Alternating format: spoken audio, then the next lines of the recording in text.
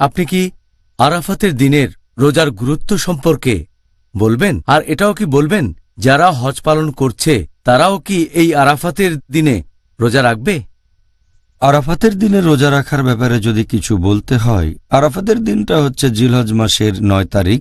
যারা হজ করতে আসেন তারা সবাই এদিন আরাফাতের ময়দানে আসেন, আল্লাহ সুবহানাহু ওয়া তাআলার কাছে দোয়া করেন। এ সময় আল্লাহ সুবহানাহু ওয়া তাআলা সেই মুসলিমদের দোয়া কবুল করেন যারা হজ করছেন আরাফাতের ময়দানে।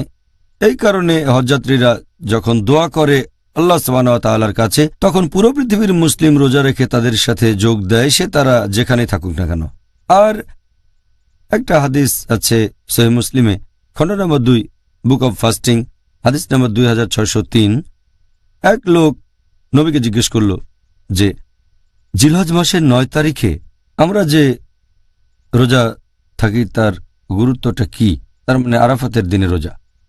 নবী বললেন, যদি কেউ রোজা রাখে আরাফাতের দিনে জিলহজ মাসের ৯ তারিখে, তার 2 বছরের গুনাহ ক্ষমা করা হবে। সেখানে একটা বছর হচ্ছে আগের বছর আর অন্যটা পরের বছর।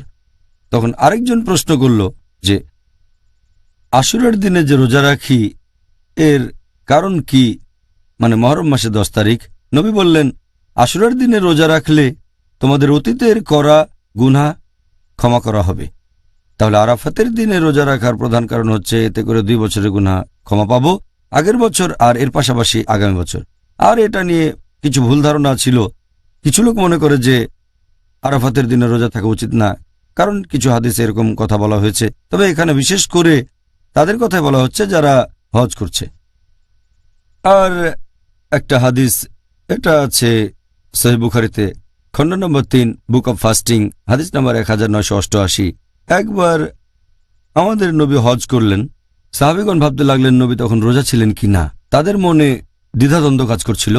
আর একজন মহিলা তখন নবীকে 1 গ্লাস দুধ দিলেন। নবী তখন উটের পিঠে উঠছেন আর তিনি দুধ পান করলেন, তার মানে রোজা ছিলেন না।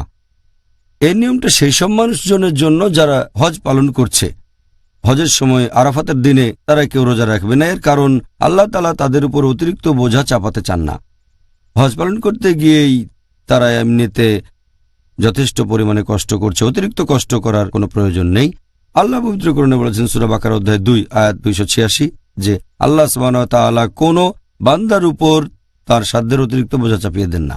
আর এছাড়া যেহেতু লোকজন ভ্রমণ করছে, হজ করতে ভ্রমণ করছে, আর ভ্রমণকারীর রোজা রাখা থেকে অব্যাহতি পায়, তাহলে এই কারণে যে লোক হজ পালন করছে, হজ করতে মক্কায় এসেছে, তার জন্য রোজা রাখার কোনো প্রয়োজন নেই। তবে অন্যান্য মুসলিমদের পুরো পৃথিবী জুড়ে উচিত আরাফাতের দিনে রোজা রাখা। অবশ্যই তাদের জন্য রোজা রাখা ভালো, কারণ তাহলে তাদের 2 বছরের পাপমোচন হবে